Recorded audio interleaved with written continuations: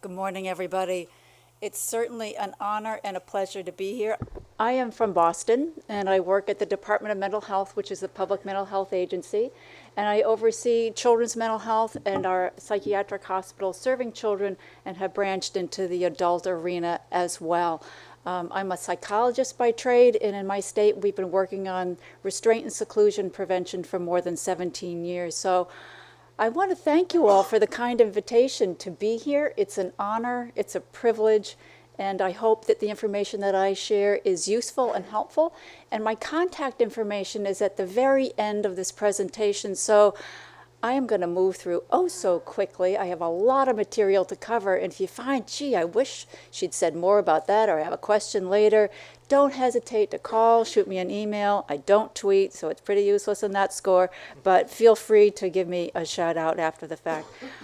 Also, before I get started, I do have to thank CPI and the Restraint Reduction Network for the honor and privilege of presenting here.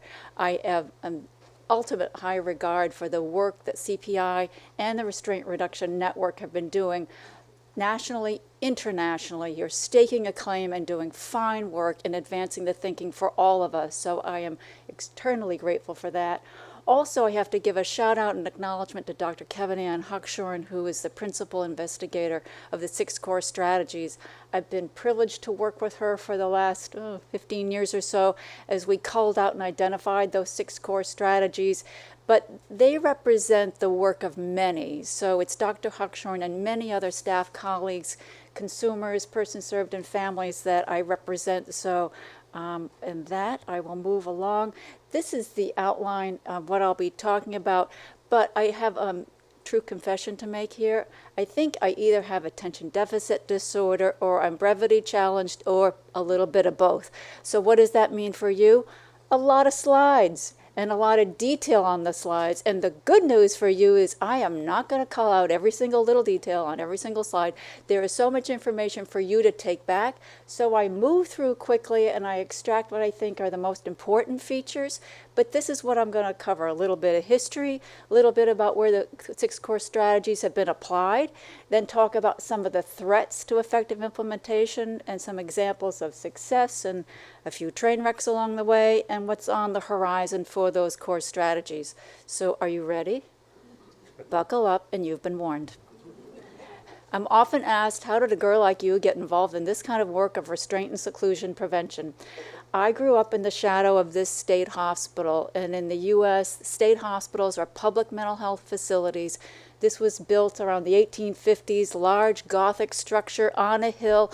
I lived just about 5 minutes away from this structure that really created by itself a sense of foreboding and fear in the community. People had a sense of the legend and lore about the scary people up in the hill, but I was fundamentally more curious and sad about the people who lived there, and I wanted to understand more. I eventually worked at this hospital, and I also worked at a community hospital that had a psychiatric inpatient service, and that's where I experienced the first restraint that I ever participated in. You know, in the U.S., we use a lot of direct care staff who are considered unlicensed. They're not nurses. And I was an unlicensed staff member working the 3rd shift, going to school by day, working hard. And a gentleman was admitted on the evening shift, and he had bipolar disorder and had stopped taking his lithium. So he was floridly psychotic. And by trade, he worked in the circus. It was a traveling circus. And he had stopped his medicine and was admitted, and I'm doing my duty by checking and walking in the corridors, and I hear a blood-curdling scream, and went running in the direction of the scream, which was in the dinette, and the gentleman, this newly admitted gentleman, has put himself in a human ball. He was a contortionist in the circus, so he had wrapped his legs behind his neck, and he was on the floor in the shape of a ball, and I was shocked, didn't know really what to do. He's still screaming, and in comes the nurse manager after me, and then the 3rd staff member, another unlicensed staff, followed. So the 3 of us, a 42-bed unit, and we're looking at this gentleman and the nurse, and I'm a 1-year employee. What do I know from anything? She says, "We have to restrain him." And I stopped and I asked, "Well, why? He's already restrained himself." You know? "No," she said, "get the leg." Get the leg? I don't see the leg. You know? And what ensued was a terrible ordeal, and people got hurt. It should never have happened. And I was absolutely horrified. It still haunts me today that what seems like a ridiculous scenario actually unfolded in the way that it did. But it fueled me, it created curiosity and a sense of urgency, and I started down that path of trying to understand what this thing is called restraint. And in the process of my research over the last few years, I found a textbook written 100 years ago that had a quote from this superintendent, Dr. Charles Page, who talked about that very facility where I worked, Danvers State Hospital, and how they had adopted the wave from the UK, moral treatment movement, moving away from restraint and seclusion. And that's what this hospital had done, and they had abolished restraint, but it crept back in. So that legacy was diminished. And to me, that was all the more reason to fuel the passion that I have, is that we can't go backwards. And that's unfortunately what happened at Danvers. So a little bit about history, more recently with the 6 core strategies. We'll fast forward. They didn't pop out of the ether. They were the result of a Hartford Courant expose, a series of 6 articles written by a very small newspaper in Hartford, Connecticut, a team of 6 reporters, and this is Dave Altamari, one of the lead reporters, who were very distressed to see that 2 little boys from Connecticut were placed in different facilities, one in a hospital, one in a residential program, and in fairly short order they had been restrained and they died in these programs. These reporters are laymen. They don't understand how it is that healthy children end up dead when they go into a treatment program. So that got them asking questions. They canvassed the United States.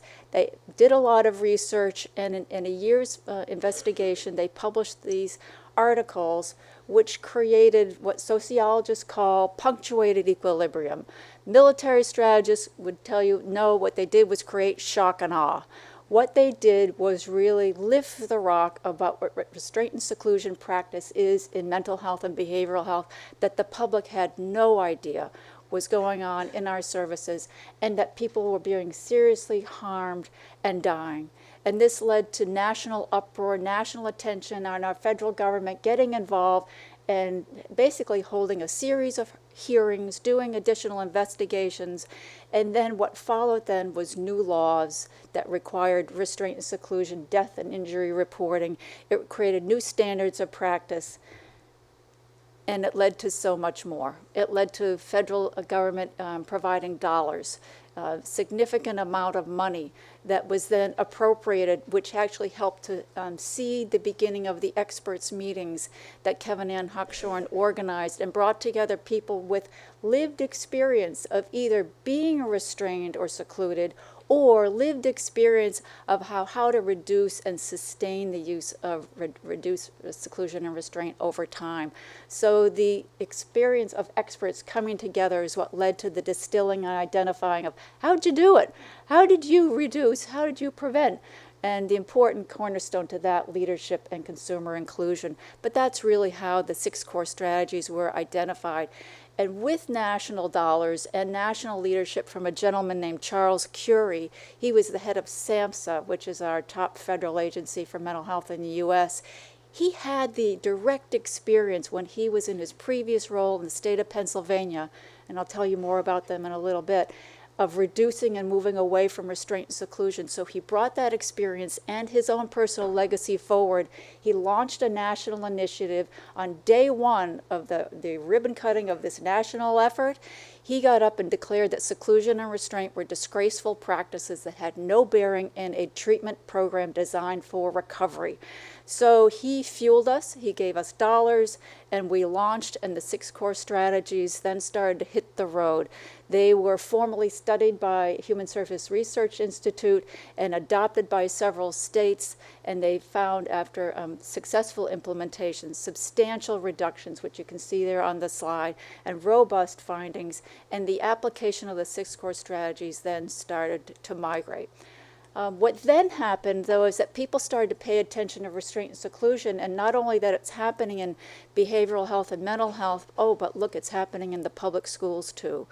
And so the American Civil Liberties Union, National Disability Rights Network, our legal advocacy groups picked up the thread a la Hartford Current, and they started to publish their findings that children had been harmed, seriously harmed in our public schools. Some had died in the course of being restrained by just going to get their education.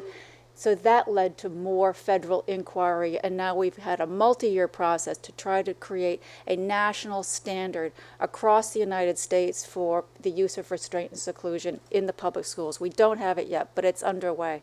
In 2012, we see the 6 core strategies adopted and recognized as a nationally registered evidence-based practice.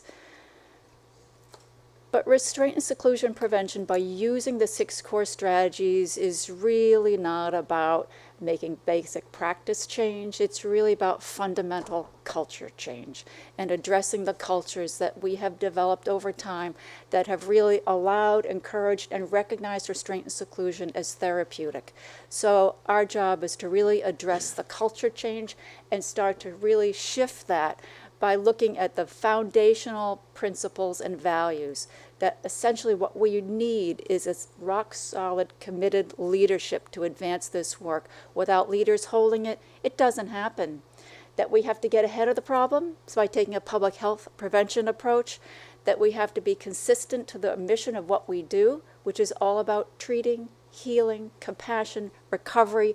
Restraint and seclusion practice conflict with that we must value and include the perspective of those that we serve, the consumers and the staff who serve them, and that fundamentally the use of restraint and seclusion are traumatic. They're high-risk procedures.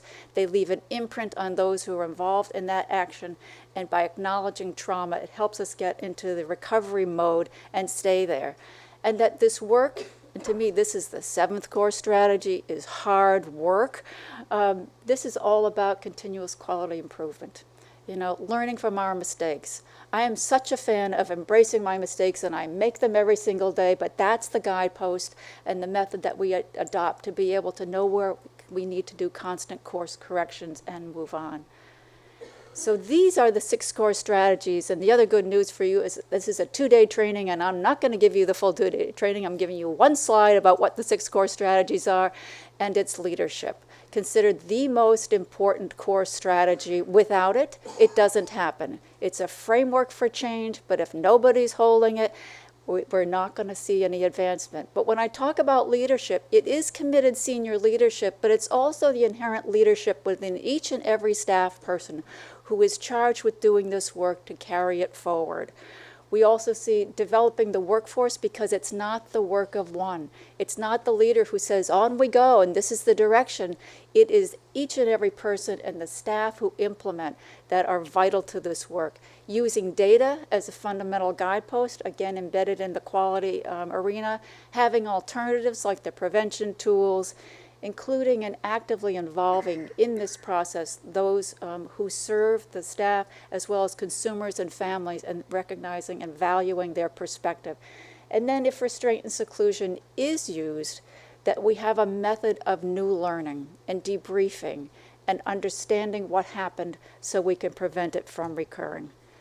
How's everybody doing? Okay so far? So now I encourage you to buckle up because I'm going to move even faster. We're now going to talk about, is that even possible? Oh yes. We're going to talk about how these core strategies have spread and moved and gone from beyond psychiatry and behavioral health and mental health and into child welfare and juvenile justice and corrections and prisons and places serving the elders and people with intellectual and developmental disabilities. We also know it's gone beyond the United States into several countries, Canada, Australia, New Zealand, here in the UK, Finland, Japan, and elsewhere.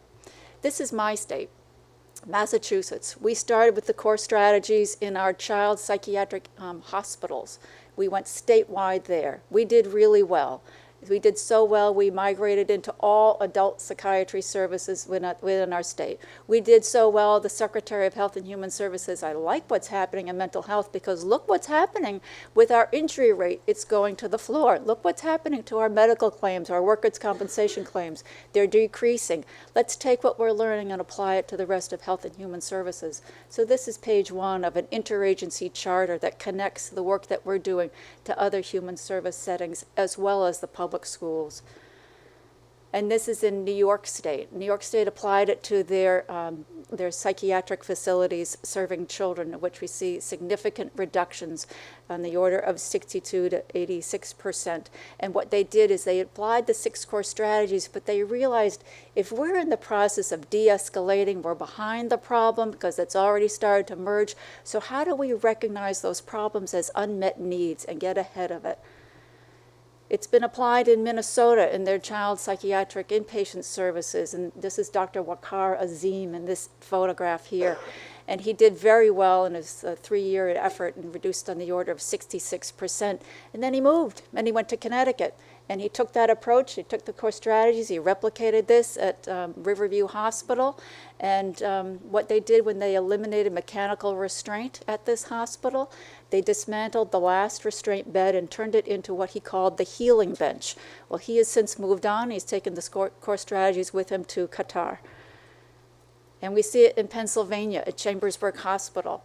Now here in this case, these were 2 mid-career nurses who went to a 6 core strategy training in Baltimore back in 2005. And they had a goal. They said, before we end our career, we want to do something really meaningful, importance, and value. And we want to reduce restraint and seclusion. And that was their goal. They didn't hit their goal. They went even further, and they stopped using it altogether at this facility, and they published it. And they also reduced the use of PRN medication as well. Johns Hopkins. They were at the same training that these nurses from Chambersburg Hospital were at, and they were equally enthused and passionate, and they went back to their 5 units and reduced on the order of 75%, and they also had a reduction of injuries as well. New York City adopted the 6 core strategies across their entire psychiatric health services operated by Health and Hospital Corporation. That's almost 1,200 beds of care, and they published on their substantial reductions of injuries, duration, and episodes. Now that Dr. Kevin Ann Huckshorn, she moves around quite a bit. She did this work in Florida, and she went north to Delaware, and she became not only the commissioner, the top mental health leader in that state, but she also took over the hospital and personally ran this hospital and implemented the 6 core strategies, and in less than 4 years reduced restraint and seclusion 93%, and did many other things like reducing the maximum order of restraint and seclusion to 2 hours from 4 hours. And she also infused with the consumer perspective and initially hired 8 peers, and now I believe they have 19 in their facility. Did phenomenal work. Pennsylvania, I'm going to say much more about Pennsylvania a little bit later, but they published on their great reduction in their forensic services. They have done really extraordinary work on the order of 99% reduction of restraint, seclusion, injuries, and along the way they identified great disparity in their use of PRN medication, and they've also stopped using PRN medication for psychiatric indications in their adult mental health services. Elgin in Illinois, in the Midwest, this is a 315-bed forensic facility under the leadership of 2 passionate psychiatrists who, in their words, had the courage to take this on with their peers and reduced on the order of 95% and reduced the maximum order to 1 hour duration at their facility.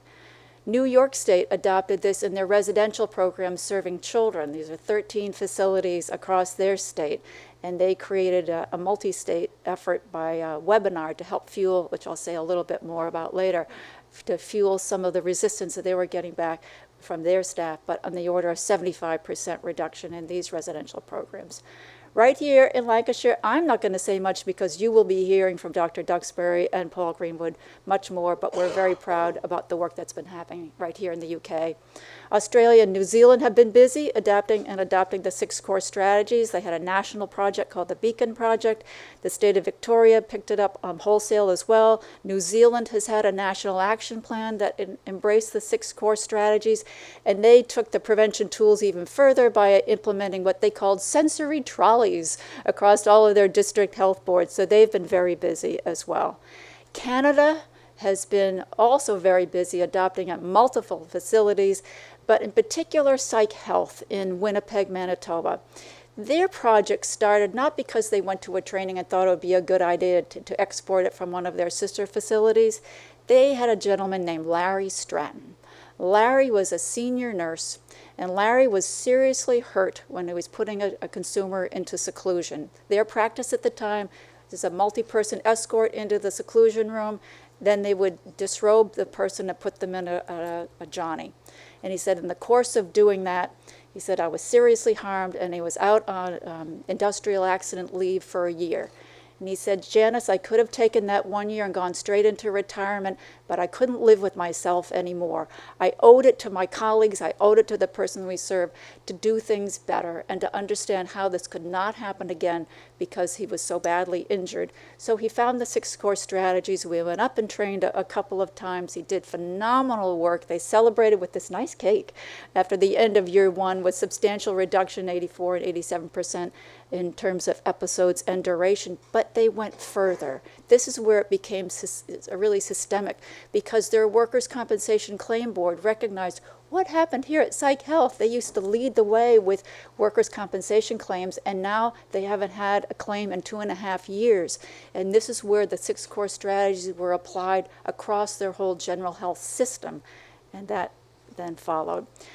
Finland has picked up the 6 core strategies and used them in their high security hospital and published their findings. Terrific work by Dr. Anu Putkonen, and they found a 50% reduction. And this is the first time a controlled trial methodology was used in implementing the 6 core strategies with robust findings without increased injuries to staff or persons served.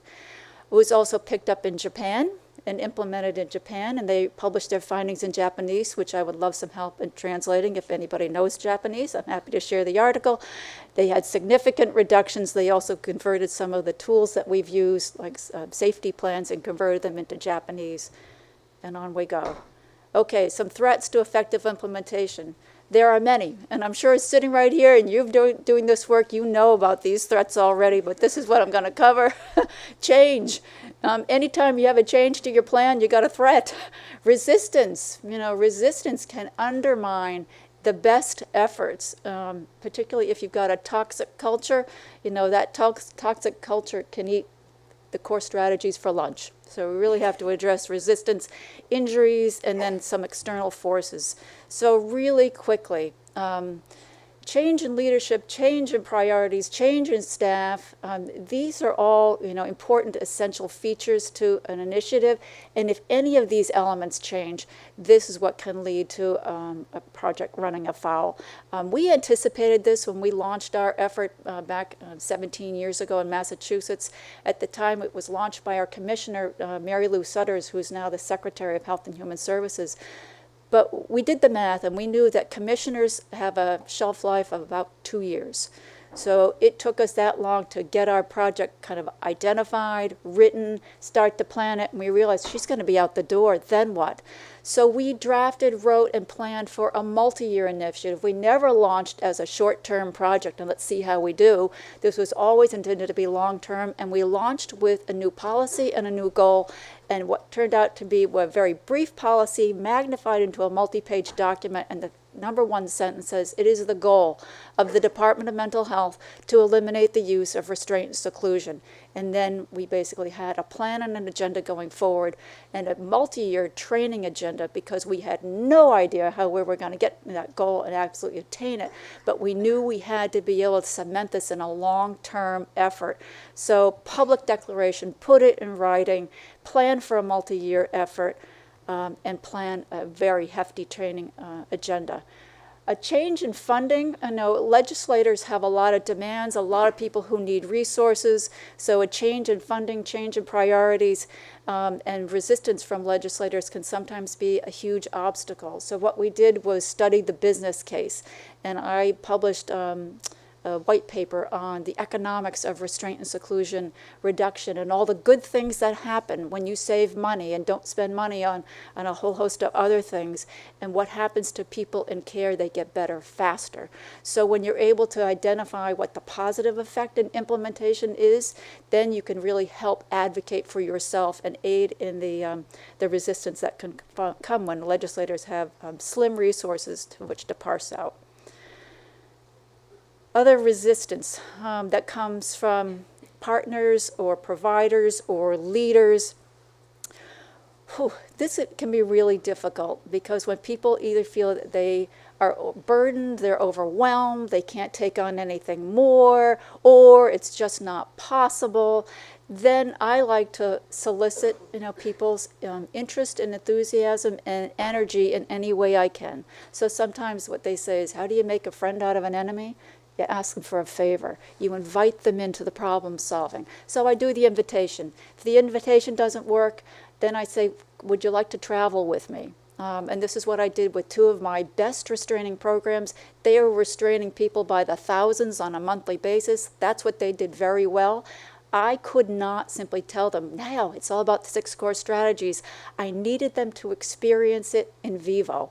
I needed them to be on a unit that had low, no use of restraint and had a different culture and a way of addressing it. So we hit the road, and that was a powerful strategy because then they could take it back and sell it to their staff. But we hit the road with not just the leaders, the informal leaders and persons served as well. They became the powerful change agents that I needed to affect this kind of change. And then for those who sit on the fence, and some still do, we eventually say it's, kindly get out of the way, or it's time to take your gifts and graces in other places and move on, and maybe this isn't the job for you. Okay, some of the other. 5 minutes. Okay, so we're going to move along. Some other threats that we can see, impartial implementation. We have a good tool for this called the ISRI that can help people be able to hold some allegiance and fidelity to the model. So we can look at coercive substitution. When we start to see a bump up in the use of medications and the like, then we use really good data strategies to effectively monitor. That's what Kevin Ann Huckshorn did when she did this work down in Florida. She saw some intervention substitution, saw more involuntary medication, and addressed it. Programs that think they're forever special or terminally unique. I like the in vivo roadshow approach. For people that feel that this is such hard work, how do I keep doing this? The more that people can be praised, awarded, celebrated, the better.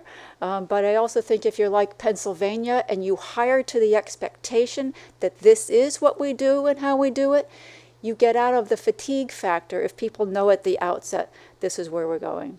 Injuries can stop a project cold, particularly if a leader is injured, and that's what I found with one of my facilities. In this case, we like to really focus on data, what's real and what's not, and start to bust some of the myths that can evolve. External forces are things that are beyond the control. Louisiana was an early implementer of the 6 core strategies. They had 2 hurricanes that wiped out several of their participating facilities. We had to stop and pause and regroup and come back at a later time. So a significant threat you need to be prepared to address is the so what factor. This is our governor in Massachusetts, Governor Charles Baker. He's my boss. He is the ultimate pragmatist and a phenomenal leader. But he wants to know, with all the dollars that are being sent out our way, to what extent are we getting our money's worth and our citizens getting what they're paying for through their taxes?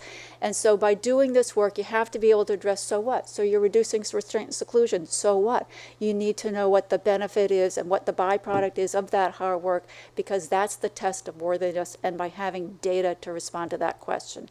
So really quickly, because I probably have 2 minutes now, I told you it would be fast. I'll give you 3. Oh, thank you. What a pal. Okay, so examples of success. Pennsylvania, they labeled their initiative Leading the Way, and that's what they've been doing for the last 25 years. They were ahead of the 6 core strategies, but we learned from Pennsylvania. They were part of that stakeholders group that identified the 6 core strategies. Rock solid, committed leadership. Every single commissioner has held this mission and focus. They've done phenomenal work in debriefing. Debriefing for them isn't just a task that happens. It's part of their religion, as is data. When there is a restraint or seclusion, they treat it like a sentinel event, like a cardiac arrest, and they deploy members of their senior leadership team immediately to debrief. Within that 24-hour cycle, it's not wait a week, wait a month, we'll look at the data at the end of the quarter. It is in real-time debriefing that the most senior leaders go and understand what happened so that they can address it.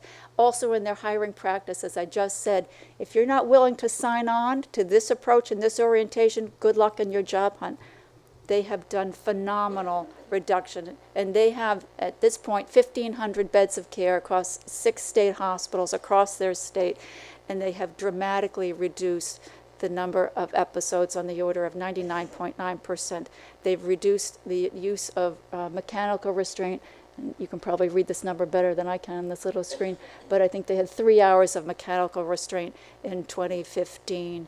And the use of seclusion, they haven't had episodes of seclusion. 6 state hospitals, 1,500 beds of care, no seclusion for the last 2 years across their whole system.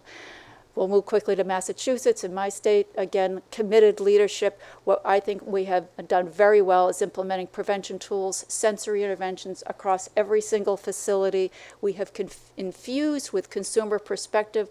We have hired consumers in a whole host of different roles, peer debriefers. So now when we debrief, we have peers who are trained in how to really be a co-advocate with the person served going through that process.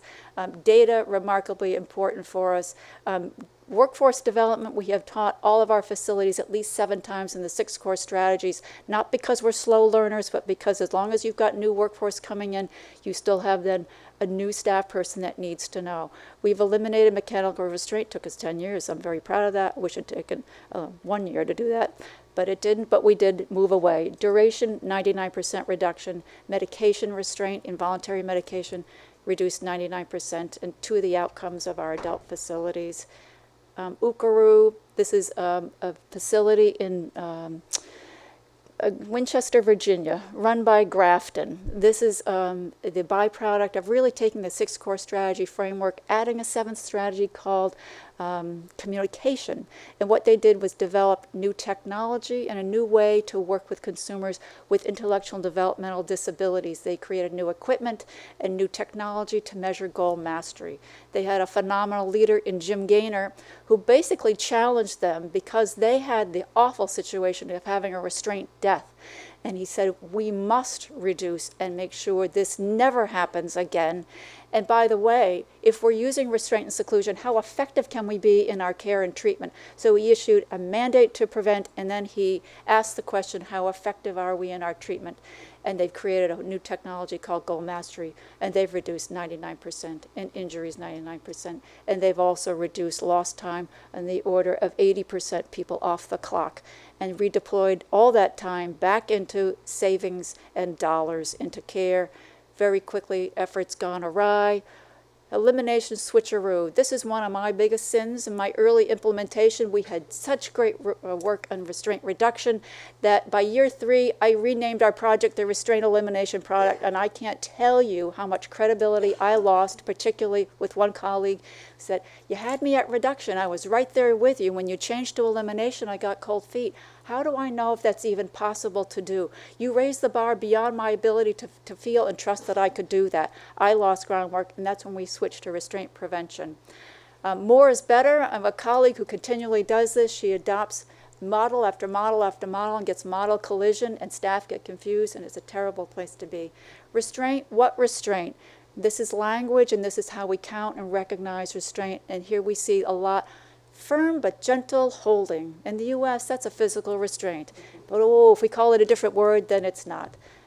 So on the horizon, we see the core strategies being part of frameworks for new efforts like Australia's new cultures of care. They're creating brand new services without the use of restraint and seclusion.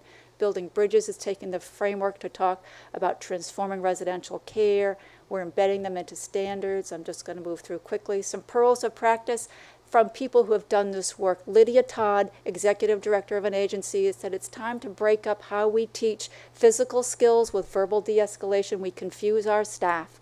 So she said break them up and use verbal de-escalation, and then teach physical skills with CPR as a life safety measure, last resort. Co-teaching with peers, lowering the threshold of anxiety when people come in by creating warm welcomes. We have a protocol I'm happy to share if anybody would like. And also, environmental strategies really do work well. Positive signage, nature scene, color, it all makes a difference. Final comments on the next 2 slides. I really just want to encourage the persistent use of measured, focused, leadership and public declaration of the work that you do. Whatever work you're doing, please write about it, publish, put it in the literature, train, train, train. From my perspective, the better you are at preventing restraint and seclusion, the more you must train, because staff will lose the skill of knowing how to intervene in life safety. So to my mind, it's not, if we then advance restraint and seclusion, we don't need that training in the other skill set. Oh no, you need it, and staff have to be trained all the more so they don't forget that skill. Predict difficulty. It's a tough road to go. It's a lot of work. It's a marathon for change. It's all about the process, and when in doubt, no excuses, just do it. So thank you very much. I appreciate it. And I'm going to leave you with a little offer. I showed you that picture of David Altamari, the reporter. We created a DVD on restraint and seclusion prevention. It's free. It's public domain. I'm happy to share it. I brought 10 copies, DVD, little study guide. It's a teaching tool. If people would like it, send me an email. Happy to send it to you free of charge. Thank you so much. Thank you very much.